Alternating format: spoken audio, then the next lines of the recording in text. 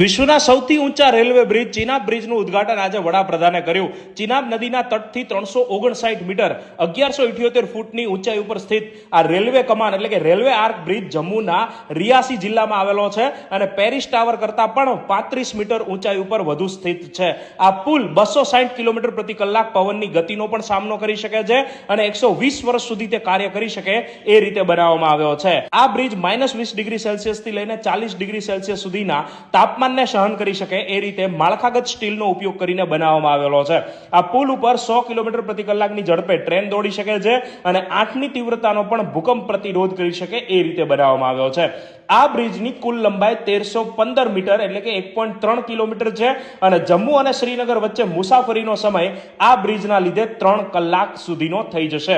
આ બ્રિજ બનાવવા માટે કોંકણ રેલવે કોર્પોરેશને મદદ કરી છે અને આ બ્રિજમાં ભારતની 2 કંપનીઓ એફકોન્સ ઇન્ફ્રાસ્ટ્રક્ચર VSL ઇન્ડિયા સાથે મળીને દક્ષિણ કોરિયાની એક અલ્ટ્રા કન્સ્ટ્રક્શન કંપનીએ પણ યોગદાન આપેલું છે.